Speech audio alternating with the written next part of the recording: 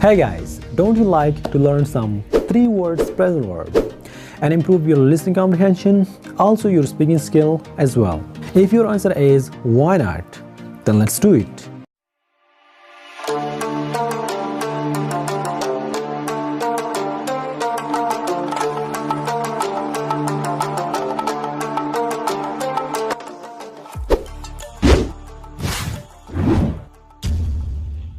How is it going, mates, and welcome back to our palace, the ulenglish.com, which stands for the University of Learning English. And here on this online institution, we always help 24/7. We really like to extend a helping hand toward those lovely people who are struggling, who are striving day and night to build their confidence, speak fluent, and to take their English to the next level. So if you love to speak like a native, without hesitation, without translation, and even without cramming, then all you have to do, all you need is click that little red button over there. And that's all. Alright, if you're just meeting, I'm your host Sabedali, and in today's lesson, I'm going to be teaching you just 6 3-word phrasal verb that we hear almost all the time, like from our friends, in English movies, and everywhere. But sometimes we find it a bit difficult to interpret and understand their meaning. But don't worry, because in today's lesson, I'm going to be teaching you 6 of them, the most important phrasal verb. And I do believe that those phrasal verbs will definitely improve your listening comprehension and your speaking proficiency as well.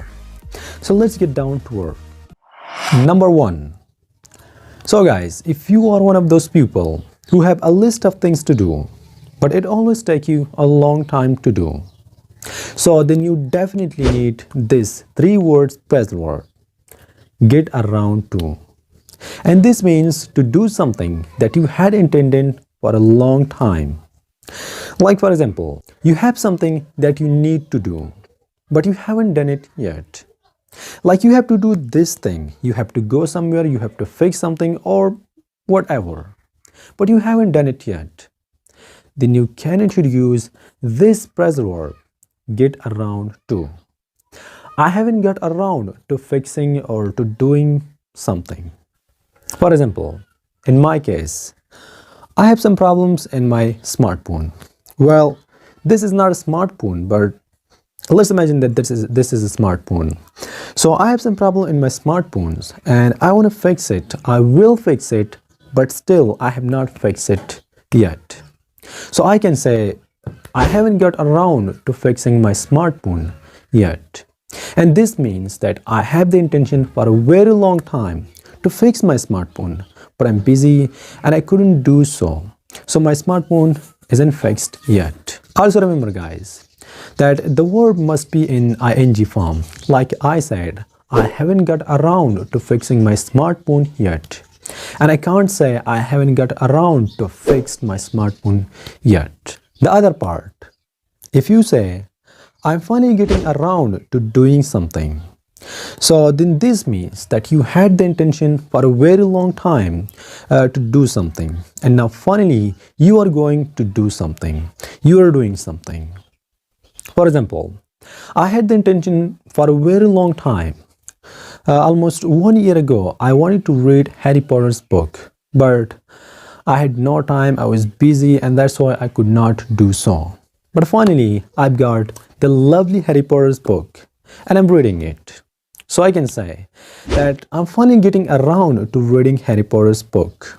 And this means that I wanted to read Harry Potter's book.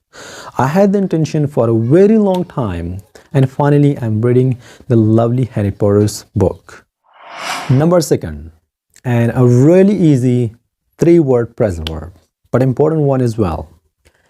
Look up to someone. Look up to someone simple means to respect someone and feel admiration for someone. Like if you look up to someone, so this means that you respect someone. For example, I look up to my boss because he has achieved a lot in his life. So this means that I respect my boss too much because he is a really successful person. He has achieved a lot in his life. The other example, he looks up to all of his teachers because he believed that this is the only way to get ahead. He believed that this is the stair to success.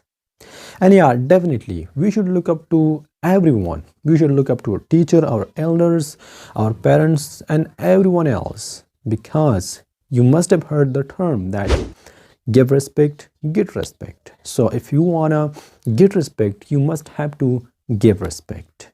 So if you love to get ahead, if you really wanted to get ahead, then you must look up to almost everyone. So I repeat, guys, if you look up to someone, so this means you respect someone. Look up to someone is a three-word phrasal verb, and this means to respect someone or feel admiration for someone. Number third, and also my favorite three-word phrasal verb, fed up with. So if you are fed up with something or someone, so this means that you're annoyed, unhappy, or bored by someone or something.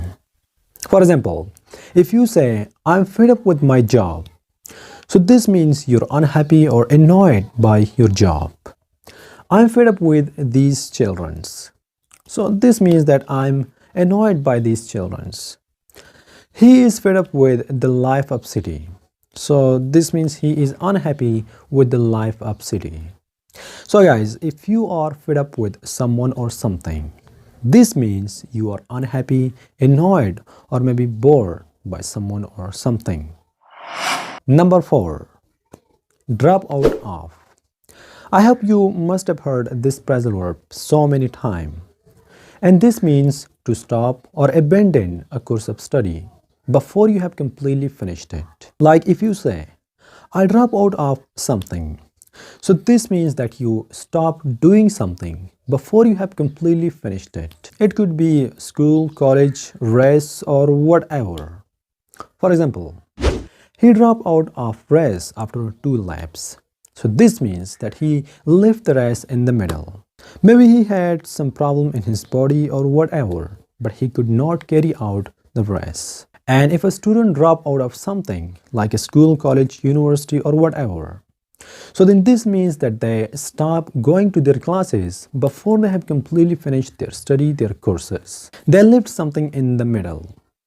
For example, my friend dropped out of college because they could not afford too much expenses. So this means that my friend left the college in the middle. He could not complete his course because they could not afford too much expenses like fees, funds, transportation, etc. And to be honest, guys, when I was in class 11, so I had also dropped out of college once because we also could not afford too much expenses. But after some time, I took admission once again and I pursued my qualification. So, have you ever dropped out of something, school, college, or whatever? Let us know in the comment section and I would love to know about that. Number 5, and also our second last phrasal verb, look down on. Look down on means to disrespect someone, not to respect someone. Like just now we've learned the phrasal verb, look up to someone. And look up to someone means to respect someone. But this phrasal verb, look down on, is completely the opposite phrasal verb of look up to. And this means not to respect someone and disrespect someone.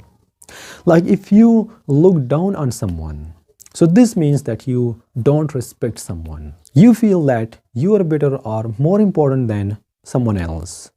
For example, my friend always look down on the poor. So this means that my friend always disrespect the poor.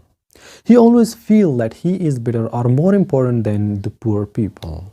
And our Father advises all the time that not to look down on anyone, not to disrespect someone. So, if you look down on someone, so this means that you don't respect someone.